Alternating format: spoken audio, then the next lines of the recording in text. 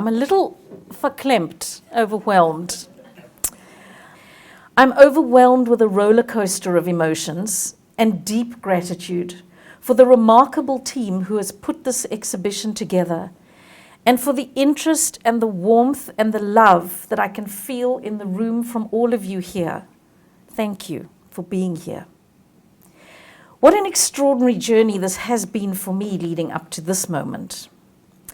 As a young child, I knew that my parents were different. They were older than my friends' parents. They had thick foreign accents and spoke Yiddish to each other most of the time. And my mother was definitely different to other moms I knew. She kept her maiden name, she was in show business, she could sing and speak in 7 languages. She wrote her own comedy scripts for her cabaret acts and charity events, and she often traveled overseas to perform all over the world, sometimes for months at a time. I knew my parents were different, but I also knew they were special because they were Holocaust survivors. Though I did not understand the full significance and implications of that until I was much older. Our home was always filled with theatre people of all races, genders. We had bridge partners, artists, much laughter and music always in the house. But there were also silences that deep sadness brings. The shadow of the Holocaust was ever present in our home, especially in those moments when my mother would sit quietly by her dressing table, staring at the tiny black and white photograph of a handsome young man looking up at her, the one that we could not ask her about. It was of Leib, her beloved brother.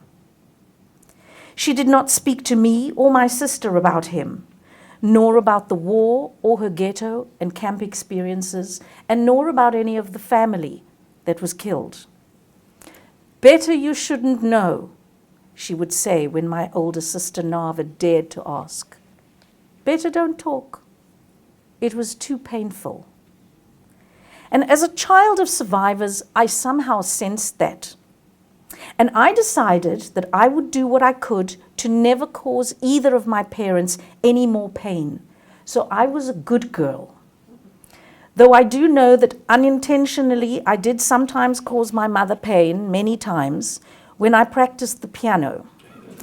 Because I would be in the lounge and I would hear a voice from the bedroom, "Wrong note!" She was a perfectionist of note. And so was my father. My father always said, "Always be and do your best." This is the man who changed his name to Xavier Piatka, because when pronounced in Polish, piątka means 5, the highest score that those children, when he was a child, could get at school. He wanted to be the best. And my father was a journalist who loved to write and speak and share about everything. And so, while my mother stayed silent, he did speak openly to us about his family and his war years experiences. And he regularly wrote newspaper articles about the Holocaust. And from a young age, my sister and I were exposed to Holocaust films and documentaries, and to many other survivors who gathered in our home, who shared their stories. But it was only when we were much older, after my mother had passed, that my father shared what had happened to her and her family during those horrific years. It was then, and still is so hard for me to imagine, because the Chayela that I grew up with was a delightful, bubbly Yiddish mama, fun and playful and childlike. And thinking about my mother always brings a smile to my face, as she did for all those lucky enough to have known her. She was warm and loving, brave, intelligent, feisty, fighting for people's rights if they were wronged, talented and very funny. Everybody adored her, and I was so happy that she was my mother. Although I did used to cringe sometimes when she would kiss my friends, like Schmotchka the cheeks, every time she saw them. She was not a great cook. She was not a good driver. And my sister and I would roll our eyes with her little superstitions, spitting 3 times to ward off evil spirits all the time. She never gave up fighting evil, which I find myself doing too, by the way.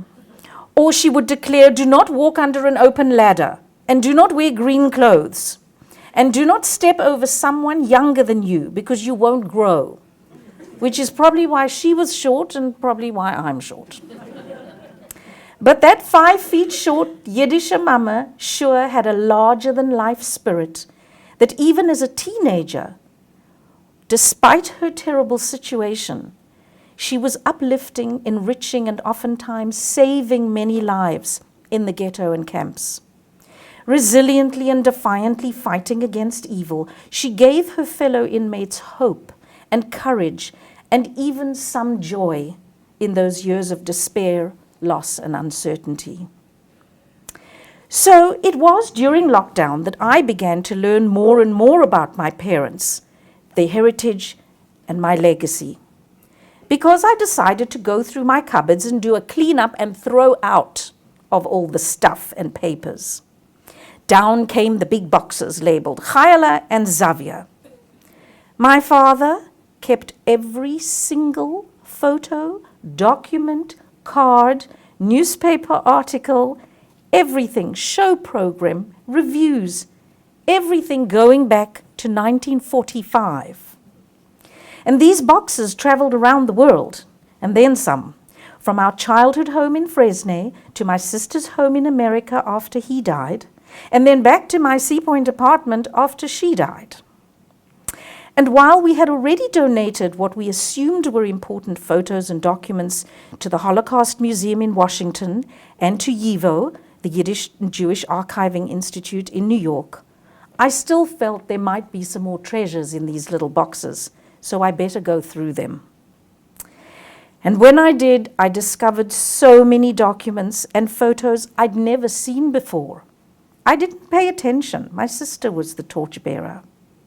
And then I found content that was not in her book, No Goodbyes, and nor in her play. And then I realized that this all needed to be saved, preserved, archived, and shared, not only with my nieces and nephews or extended family, but also with the world, because there was important history there. And that was the start of my new mission, making my parents' life story, all those photos and contents of those boxes, accessible to all. And so I created Chayela.com and a YouTube channel to host all the recordings that we have of my mother's songs and concerts. And as I began to Google on the internet to check historic facts, I discovered even more and more about my mother and her brother that I didn't know, and more of their songs that I'd never heard, and articles I'd never seen, and met strangers online who started sending me things.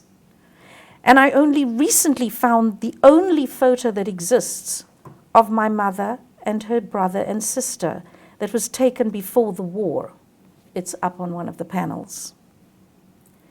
And while Chayela's little website was growing with daily uploads, which then needed a page for Labe and then a page for my father, it's still growing, I still often stopped and wonder, who besides my family is actually going to look at this website? Why am I even doing this? And then 9 months ago, Myra Osran called me, asked me for coffee, and shared her very special idea about creating this exhibition thereafter. Humbled and honored, I then also add my aha moment, realizing that the website had value and greater purpose. Inviting me on board to meet and work with this exhibition's exceptional curating team has been so rewarding and a true privilege. And oh, the team kept me very, very busy. In December, even while I was on vacation, I visited my family in America and I went digging in more Piatka and Rosenthal boxes I'd left behind in my niece's home, finding even more precious memorabilia that I schlepped back in my hand luggage. Music manuscripts, joke books, more photos. And her sequined concert dress, Yisroelik the puppet my sister had created for her play. and the blue book where my mother had written down all her brother's songs that were written in the ghetto, and her fluffy little toy lion, Leo, named after Labe, her mascot that accompanied her to every show. And here they are all today, in their place of honor, thank you, Linda, in their own showcase, lit up as bright as my mother's smile. And speaking of shows and the legacy I've inherited, I must admit that choosing and learning new songs, especially Yiddish ones, for next week's concert celebrating Chayela in song was quite a challenge, but also a heartwarming opportunity, because to date, I've only ever sung 3 Chayela and Labe songs. I'm working on it. My parents sadly did not encourage us to speak Yiddish, but they did shower me and my sister with unconditional love, support and encouragement in all we did, guiding us with their wisdom, their life lessons, courage, their humor, their intelligence, their artistic talents, and their optimism, instilling in us a strong sense of fairness, respect, and compassion for all. And so, of course, it is my great privilege to proudly honor their memory, their lives, and their work. As a 2G generation, second generation child of survivors, I feel now ever more deeply my obligation and responsibility to keep sharing with the world their story and the stories of their families and of the 6 million killed in the Holocaust, because all their stories are part of all of our shared history and heritage. As you know, 20 years ago, on the 60th anniversary, my sister brought my mother to life on the same stage in VILNA that my mother had performed on. And now here we are, 80 years after the liquidation of the ghetto, at this exhibition, where I have had the opportunity, with your help, to bring Chayela back to life again. 2 daughters had their mother-daughter journey fulfilled. Thank you.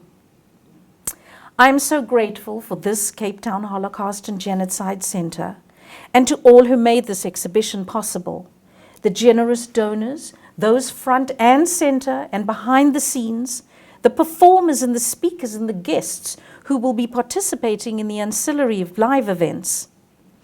And thank you to the ultimate team who are scattered. Linda, the amazing Linda Bester. And I know you've heard all these names before, but Myra, Richard, Philip, Justine, Dimitri, Orly, Diane, Sean, Daryl, and. I thank you for your thoughtfulness, your enthusiasm, your creativity, and your sensitivity, and your attention to absolutely every detail you could imagine that goes into making this exhibition so accessible, unique, meaningful, and inspiring. As Myra said, it usually takes more than 2 years to get an exhibition like this together.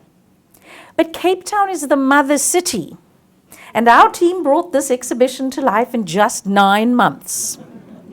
And how fitting that we should open on the 18th, for 18 means life. And here we are all celebrating Chayela's life, a life she chose to celebrate each day.